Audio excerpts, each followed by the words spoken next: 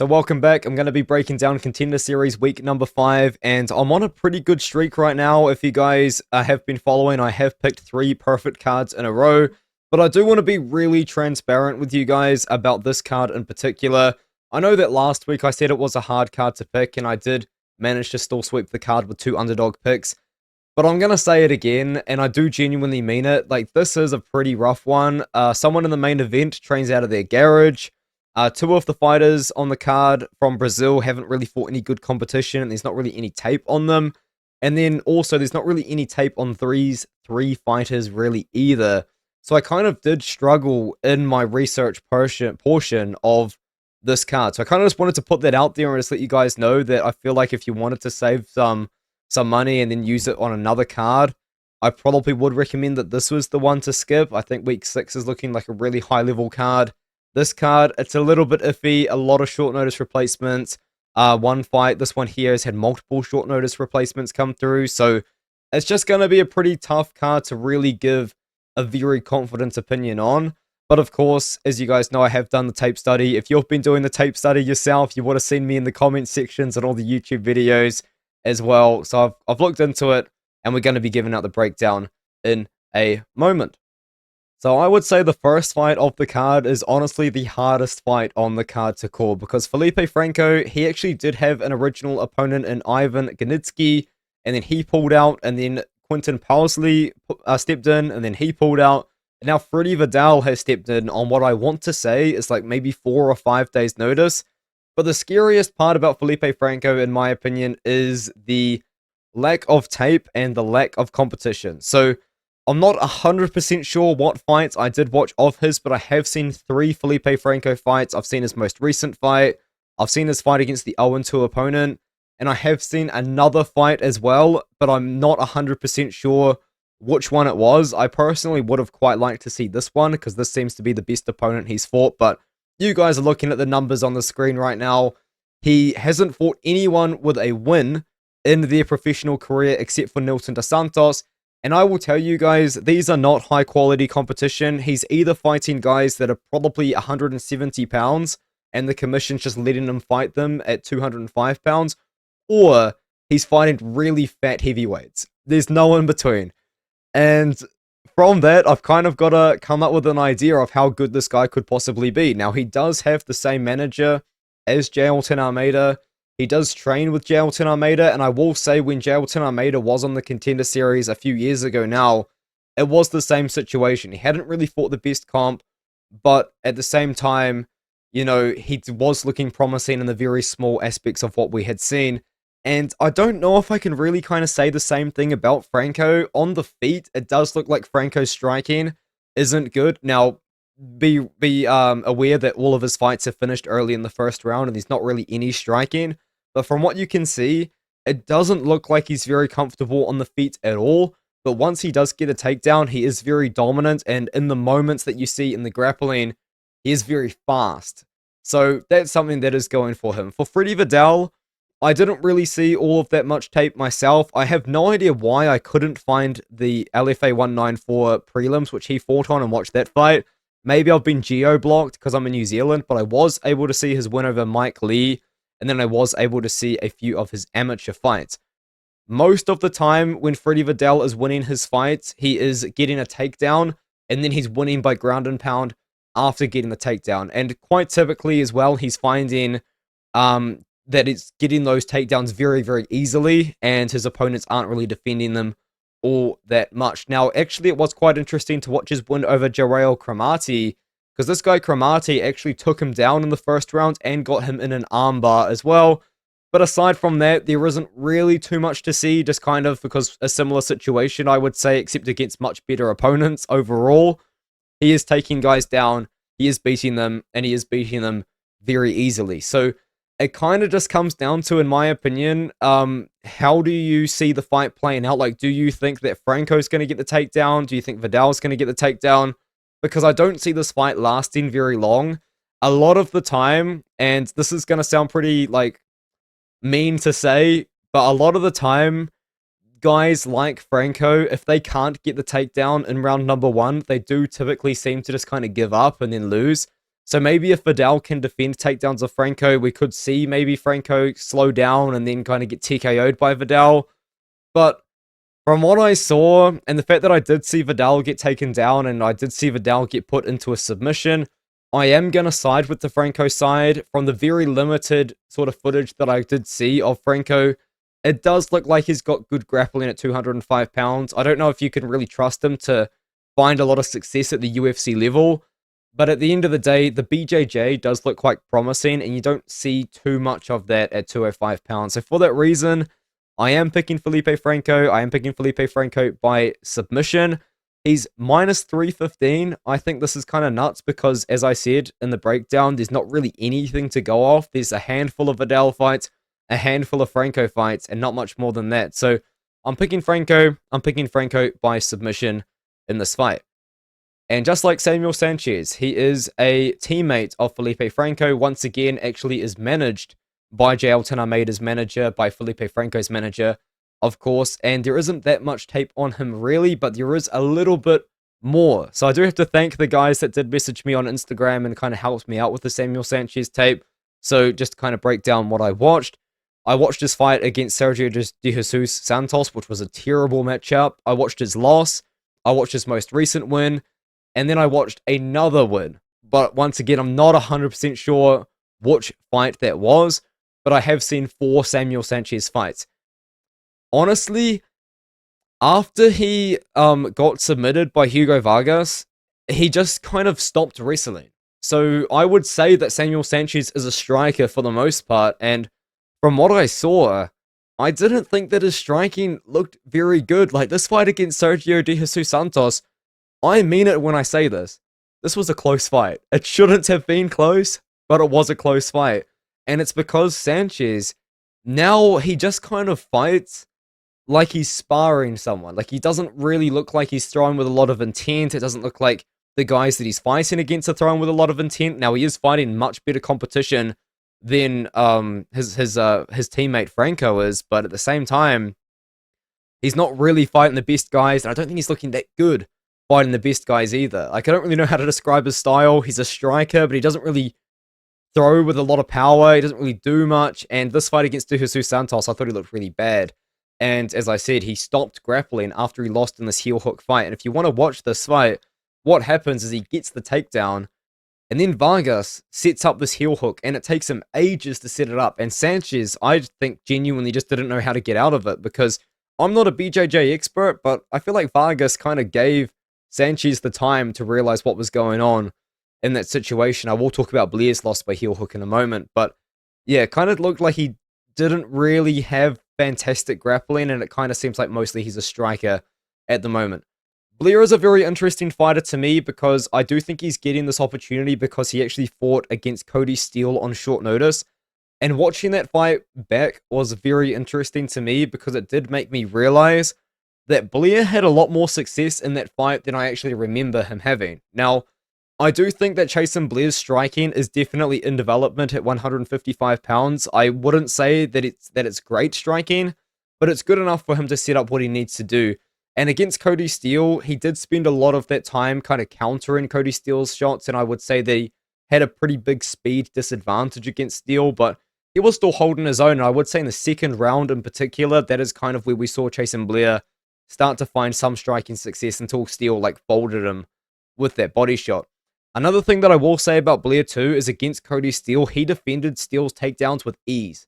And that kind of tells me that if Sanches wants to try and take him down, I don't think he's going to get the takedowns if Cody Steele couldn't do it. Because Steele I would consider to be a better wrestler than Sanches from the very limited tape that I did watch. Chasen Blair, I think he's a really good grappler. And I think that is how he is going to go out there and get his win in this matchup. I think that he needs to go out there and I think he needs to grapple. And I did actually watch his fight against, I watched all of his fights after the Ahmad Hassanzada in preparation for this. But I feel like this was unlucky. Like, yes, he did kind of lose in that leg sort of submission, which is a 50-50 spot. But he was on the back of Ahmad Hassanzada, took the back standing in the middle of the cage. And then he lost it. He fell off the top. And then what happened was he kind of fell into the knee bar. It wasn't like Hassanzada set it up and he got trapped in it. It's kind of like he fell into it awkwardly, and Hassanzada obviously took the opportunity and caught him in that way. He's coming off a pretty good win against Diego Vasanze, who was a pretty small yet very powerful striker, was able to submit him easily once he got the takedown, once he got the fight down to the ground. And I think that's how this fight is going to go. Because I think as long as Blair is on the feet with Sanches, Sanches is going to be dangerous. As I did say, I don't think Sanches necessarily is that great. But he is really big for the weight class, massive 155 pounds. And I do think that he might have a slight striking advantage over Blair. Now, I do think Blair is the more technical striker. I think that probably does come from just training with a good team. But I think that he does kind of lack like the natural sort of instincts of a really sort of like skilled striker or someone that can really kind of counterpunch at a very high level. But I think that there is a big difference in skill in the grappling out of these two from what I saw out of Sanches anyway. So I think as long as the fight is on the ground, I think Blair can set up a submission. So that is the pick. I am picking Chasen Blair. I'm picking Chasen Blair by submission, and he is actually the underdog at the time of me recording this video. Plus 110. Maybe with time, he'll flip to the favorite, but I am going to be picking Blair in this fight. And now we can move on to a fight with a lot of tape, guys. This was a very good relief for me. Cam Teague obviously was actually on the Contender Series last year against Kevin Villejos, and he's now taking on Lerryan Douglas. I do hope that I'm pronouncing his name correctly. So Cam Teague, very fun fighter. I think that this guy is all action. I think that this guy puts on some of the most fun fights that you can possibly watch. And if you do watch his fight against Villejos, he started that fight looking really good because he was pressuring Villejos. He was landing a lot of volume on Villejos. And I would say kind of once Villejos landed one or two really good shots, all of a sudden Teague started backing up and Villejos was just trying to finish him and was swarming him the whole time. And then after that, he has fought two opponents, not the best opponents in the world, but still two opponents with experience. And he hasn't really changed anything in his game. He's still coming forward. He's still bombing away. This guy, David Zellner, is a tough guy. I mean, he landed some good shots on Zellner, and Zellner just kind of never really faded, to be honest with you. But for the most part, you know, he did just kind of beat up on these guys that weren't as good as him, and he didn't really change anything. He just comes forward, and he throws a ridiculous amount of volume, and he pressures a lot. The thing about Teague is I think that he is very defensively hittable. Like, I don't think his defense is good. He never moves his head. If you watch his fight against Austin Lingo, actually, he was actually losing that fight. He was getting absolutely beaten up on by Lingo. And then Lingo gassed out because he was beating Teague up for so long. And then Teague come back and got the KO win. So that kind of tells you about the toughness of Teague. He is a tough guy. He's going to be hard to get out of there. And I honestly think that as a massive underdog, Cam Teague plus 375, he is a nightmare matchup for Lerryan Douglas, because Lerryan Douglas is a guy that I would say started training with Cub Swanson, and after he started training with Cub Swanson, he got a lot better. The win streak that he's gone on recently has been absolutely amazing. These are highlight knockouts, man. Like, these are one punch, sort of like back on the canvas KO against Ivan Tenner. You know, Elijah Johns, he caught him with a quick uppercut as Johns was attempting a takedown. Didn't even really look like he put a lot of power behind it. And then against Garib, caught Garib and just kind of finished him up against the cage on the feet. But Lerryan Douglas, sorry, I got a little bit sidetracked. What happens with Lerryan Douglas is he is losing his fights until he wins. He is a guy that looks unbelievable when he is moving forward, but when he is pressured and opponents are landing on him and he's moving backwards, he does nothing. Absolutely nothing. And I think that is actually a very big concern in this fight against Cam Teague, because Cam Teague, his entire style is to pressure and throw volume. Lerryan Douglas, he hates getting hit. He hates walking backwards. He doesn't throw, like, I genuinely mean it when I say this. He doesn't throw anything moving backwards. So he's just going to cover up. And I think the biggest sort of example of this, in my opinion, is the fight against Nathan Garib in round number 1. He's just backing up against Garib, and Garib is just kind of landing the shots, and he's just not really doing anything. And I would say even against Johns as well, but Johns was trying to take him down. And also against Reyes, but Reyes was also trying to take him down. But so, as long as Cam Teague is moving forward and throwing his volume, he's not going to have too much to worry about. But what I worry about in this matchup is Cam Teague is, you know, historically been winning until he lost, because he was looking good until Villejos landed on him. And Lerryan Douglas has crazy power. Like, this is a very big guy for featherweight. I know he's shorter, but he is very well built. I don't know if his topology profile will kind of show it. Like, he's a big boy, man. He's got big shoulders, big arms, big power. Very, very, very good takedown defense. He just hates to get pressured. So this is a nightmare matchup, in my opinion, for Lerryan Douglas, which is why I'm shocked that he's minus 500. I am still picking him anyway, though, because I do think what's going to end up happening is I think Douglas is actually still going to end up landing that one shot. And once he lands that one shot and he can be the one moving forwards, that's when he's going to find that success against Teague. And I think he just hits a lot harder. So I am going to pick Lerryan Douglas. I'm picking Lerryan Douglas to win this fight by knockout and probably in the second round. I think there's a very good chance, though, that he drops the first and Teague wins round number 1. Now, Shanelle Dyer fights against Foro. This is probably the best fight on the card. In fact, I will say this is the best fight on the card, in my opinion, because I think these are two very talented, yet very different strikers. Shanelle Dyer is a 4-time Muay Thai world champion. I spent a lot of time actually watching her tape because I wanted to see how she looked on the amateur scene in her losses. Against Shauna Bannon was an interesting one because if you guys didn't know, I know that she hasn't found that much success in the UFC, but Shauna Bannon actually is a WAKO kickboxing world champion, so that was quite interesting to see two striking world champions up against each other. And very oddly, Dyer was attempting a lot of takedowns in this matchup, which I think ultimately did lead to her losing. I really wanted to watch the loss against Petrovic because I know that would have been a ground-based loss, so I just couldn't find it, unfortunately. And then I did watch a couple of other fights. I will say this about Dyer. She has some pretty epic highlights. Like, this is a nuts win over Wanaka Izza. A spinning back fist, one punch, brutal knockout, step away. And then also against Miriam Tochinava. She's just piecing up Tochinava the entire time and folds her with a head kick KO. And it was pretty brutal. The thing about Dyer, though, is when she did face Skatizi, she struggled against pressure. Again, kind of like Lerryan Douglas. She struggled against someone that was coming forward and was throwing volume. Because if you kind of want to think about Dyer's style, I would say it's very kick heavy. In fact, I would say she doesn't really box much at all. And if she is, it's mostly straight punches. And if it is, it's mostly a jab. She throws a lot of kicks to the body, to the head, to the legs. And from range, she looks really, really good. Like, we're talking about a legitimate technical striking talent here in Shanelle Dyer.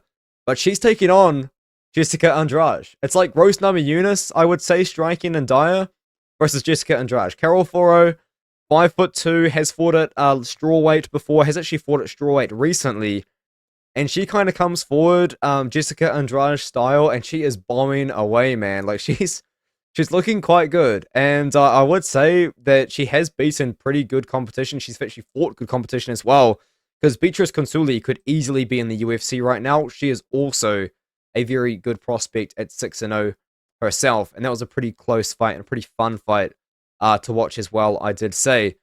Aside from that, once again, she does have a few highlights that the spinning back kick KO is pretty fun, and she does throw spinning back kicks on occasion, but I would say it's not really part of her game. I'd say most of her part of the game is in the boxing. This win over Eskia, I have absolutely no idea how Eskia got a 7-2 record, because she just stood there like this and didn't do anything, and just got pieced up the whole time. But the fight against Kobashova was quite good, because Kobashova also had a Muay Thai style, so it kind of gave like an idea of how this fight could potentially look, but Kobashova gassed out in like 2 minutes, so I couldn't really got much from that. So to kind of summarize it, sorry, I think I kind of have missed a lot of key parts of this breakdown, but Dyer is going to want to strike technically from range, honestly, like kind of Leon Edwards style, Rose Namajunas style, and Carol Foro is going to come forward and bomb away like Jessica Andrade. I know a lot of people are picking Carol Foro that I have talked to, but I was genuinely very impressed by Dyer. I actually really like the striking game of Dyer. I think she's really talented. I mean, you don't become a 4-time Muay Thai world champion without having some sort of talent. And I think that we are going to see either Carol Foro just find success with the pressure and the volume and the boxing combinations, or we're going to see Dyer kind of put on a bit of like maybe a striking masterclass, sort of very technical win with kicks to the body, with kicks to the head. Like, this could end up being a brawl. I think Dyer doesn't want it to be a brawl, though. I think that she is going to win by decision. I think that Dyer should be able to keep her at bay at -150 and win a decision over the very tough Carol Foro. I think both of these ladies are definitely UFC level, in my opinion. And now, if I can figure out how to use my computer, we're going to go to the main event. Anthony Guarascio versus Steven Asplund. Very interesting fight, in my opinion. Once again, short notice. Guarascio is the original guy that was meant to fight against Guilherme Pat. And then on short notice, Steven Asplund has stepped up on short notice. Guarascio is quite interesting to me because apparently he does train out of his garage, which is kind of cool. But at the same time, the last time we saw someone at heavyweight train out of their garage, it was Braxton Smith. And Braxton Smith just didn't know how to grapple, and I really worry about that a little bit in Guarascio because I never saw him grapple at all. But I will say, this guy's striking is amazing. Like, he actually genuinely has some pretty technical boxing. He does throw leg kicks on occasion, but he's mostly just boxing away. The thing that I do worry about Guarascio is maybe his takedown defense might not be good. I never really had to see him defend a takedown except against Jerry Watterson, but does Watterson have a Tapology profile picture? He was a lot bigger than this. A lot bigger than this in what I watched. But anyways, yeah, so Watterson was an interesting fight, and Guarascio was taking very deep breaths 1 minute into that fight as well, which I did worry about, but he was throwing with a lot of power, just trying to take his head off. This win over Bailey Schoenfelder was epic, just a one-punch KO. One-punch KO again against this guy called Harbison. And then I did watch a couple of his amateur fights that I could see, but it wasn't really too much. Guarascio, I would say, is going to look a lot smaller than Asplund in this one here because he is 6'2", and Asplund is a very big guy. Like, he's 6'5", but he's also like quite big as well on top of that. But I think stylistically, this is a pretty good matchup for Guarascio to potentially kind of showcase just that one-punch KO power Braxton Smith style, because Steven Asplund doesn't really do anything. Like, he doesn't really do anything. I don't really know how else to describe his style, man, because most of the time you're watching his fights and he is getting outstruck on the feet. He's getting taken down and beaten up on the ground, like against Raiden Kovacs. Like, he was taken down and beaten up by Kovacs a lot, and then Kovacs gassed out in round number 2, so he won over a gassed out Kovacs. This was a good performance from Asplund. Asplund did win this fight from start to finish. Freeman kind of exposed a little bit the grappling, but Freeman's good. Like, he's signed to the PFL now, I think. And Billy Ray Valdez is actually quite a fun sort of prospect. I don't know if you call him a prospect. He had a banger against Larry Gonzalez. I think I watched too much MMA to know that that was a banger because I watched it live, but we're getting so off track on this video. I'm sorry. The point is, Asplund, his style genuinely is toughness and cardio. And I would say, considering just the pure size of the guy, he has really good cardio for heavyweight, and I do worry about Guarascio's cardio. So the way that this fight plays out is Guarascio is going to win by knockout in round 1. And if he doesn't win by knockout in round number 1, Asplund is going to be able to take over in round 2 and 3 and probably get a late finish in round 2 or 3. But once again, dude, the heavyweight division is in need of talent. So, like, I wouldn't actually just mind both of these guys somehow making it into the UFC. I feel like maybe for Guarascio, since he's 31, you probably want him in the UFC now, when Asplund can maybe come back next year or something because he took the fight on short notice. But the way I see this fight happening is Guarascio is just going to come out there and just try and take his head off.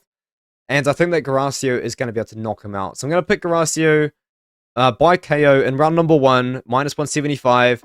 But I will warn you guys, if Guarascio doesn't get the round 1 knockout, I don't know how good his cardio is. It doesn't look like it's fantastic. And Asplund, like, that's his best part of his game, is his cardio. So it's quite an interesting matchup stylistically for that reason. But I do like Guarascio's boxing. I actually think it looks quite technical. It looks quite good. And he has crazy one-punch power. And I want to say this as well. I don't know why this was overturned to a no contest. I thought it could have been. Oh, yes, I got a fork in my hand. Sorry. Oh, there we go. Oh, no, it doesn't even say why. Because I thought maybe this was like due to back of the head shots or whatever. I watched this fight. It was a clean KO, man. So, I don't know. I don't know why this was overturned. Maybe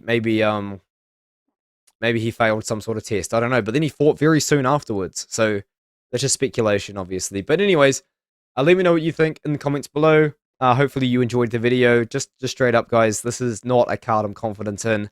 And a lot of other people that I've been talking to throughout the week have completely different picks to me. So that always fills you with confidence, doesn't it? But I'll see you guys in the next one. I appreciate the support. By the way, sorry, I'm going to be really late on my UFC Not Cheap picks. They're going to be out like Wednesday or Thursday. I have 2 tests coming up on Tuesday and Wednesday next week. And I want to focus on them, and then I'll do my Not Che video because there's like 6 debuts on that card. So I'm going to have to do a lot of tape study.